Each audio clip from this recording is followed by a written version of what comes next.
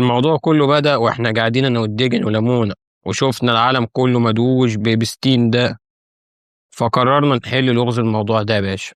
الفيلسوف الهندي رجان الرجان قال إيه؟ الحقيقة لها أكثر من وجه، فقط تأكد من أين تنظر.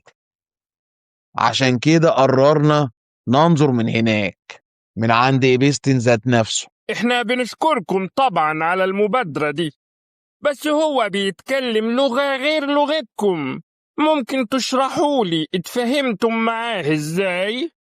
بسم الله الرحمن الرحيم. انا حابب اقول لحضراتكم يعني ان عم عاطف الدين ده بيجيد اللغات الحية بطلاقة، وعم مغاوري كمان يجيد اللغات غير الحية. فاحنا في السليم ومستعدين لأي حاجة يعني. احنا ان في المهمة دي بصراحة. لغات حية وكمان لغات غير حية. طيب وانت يا لمونة تجيد ايه بقى؟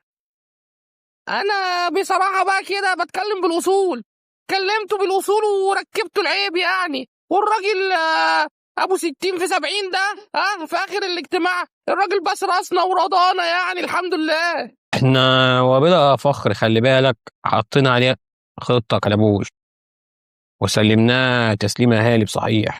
إحنا كان معانا عقود شراء الجزيرة من زمن الزمن، وكمان إيميلاته ووثائقه كلها كانت تحت مراقبتنا. أنا فاجئته إني عارف تاريخ حفلاته حفلة حفلة. بس دي معلومات سرية جدا، ازاي وصلت لها وبتقول من زمان كمان انك واصل للمعلومات دي؟ معقول؟ لا لا لا، أنت صدقت ولا إيه؟ أنا كنت بقول بس كده عشان أخليه يعترف في الحركة منه. وخد بالك الغريب بقى إنه اعترف بكل حاجة، وجاش كمان كل المعلومات اللي توديه هو اللي معاه في داهية. والواد لمونة دي سجل كل حاجة، طلع عفريت. على كده يا لمونة انت دلوقتي معاك معلومات ب1 مليار دولار والكل اكيد عايزها.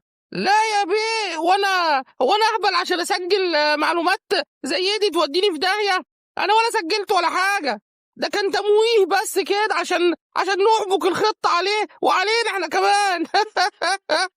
وهنا بقى تبان عبقريتنا في تنفيذ خطتنا لإنهاء أسطورة إيبستين. هي جزيرة الشيطان يعني، لأن في ناس بتقول إن الشيطان كان بيحضر طقوسه، وفي اللي بيقول الشيطان نفسه هو إبستين ده. وده بقى على فكرة يعني أحب أعقم على هذا الكلام إن ده خطأ شائع، كومون ميستيك يعني. إن الشيطان بقى ده الواد سعيد جارنا، واد إيه شيطان ابن شياطين يعني. طيب وإيه اللي يأكد لنا حاليا إن خلاص أسطورة إيبستين انتهت وخطتكم نجحت؟ ادي انت بتشكك في قدراتنا ولا ايه؟ مش مصدق كلامنا ازاي يعني؟ واحنا طالعين في برنامج في العالم وضربين لك المشوار ده كله وبنعلن امام الجميع، ده مش اسلوب ده ولا إيه يا ديجن؟ لا لا لا لا، أنا كده أقوم أمشي بقى، وربنا أمشي. أنت بتشكك في كلامنا ولا إيه يا لا لا لا لا يا فندم، ما اقصدش اقلل من قيمتكم خالص، بس عايزين دليل ملموس نقدمه للمشاهد. وريله يا لمونة الفيديو اللي بيوضح إن إيبستين خلاص ركب العيب في آخر الاجتماع، وولع في كل الجزيرة وفي كل المستندات، وانتهى كل الخوف. حصل، بس انا طبعا كنت بموه ولا صورت ولا حاجة برضه، يعني تمويه كده عشان خاطر الناس تصدقنا يعني وكده، فعملنا شوية يعني كده تمويه بقى. شفت يا باشا؟ وانا من موقعي هذا بطمن كل الناس، كل اللي كان خايف من اي ايميل او وثيقة ما يخافش ويطمن. ابستين مش هيفضح، وكله معانا احنا يا باشا، كله تحت السيطرة، احنا اللي هنفضح الكل. ومن جهتنا احنا قد المسؤولية وسرية المعلومات والميكروفيلم والخلايا الرمضانية المتكونة في بحر القضية. أنا بصراحة مش فاهم أي حاجة من حضراتكم ولا من اللقاء ده كله، بس أشكركم على اللي عملتوه للبشرية. ومين فاهم يا باشا؟ تعالى بس اقعد معانا كده وانت هتعرف اخرنا ايه واولنا ايه، واحمد ربنا بقى ما جبنالكش عماد المشتت، ما كنتش هتخلص في الحلقة دي. يا باشا احنا في خدمة المجتمع وكله فدى البشرية، وزي ما الزعيم قال مفيش فايدة لا من هدى ولا من عايدة.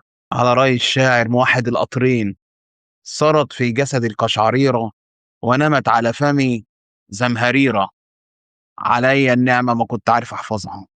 ما ينفعش كده من هذا المكان تصرف لي مكافأة، وتجوز لي لمونة كده تأثر على عم عاطف الدين وتجوزها لي بقرار رسمي.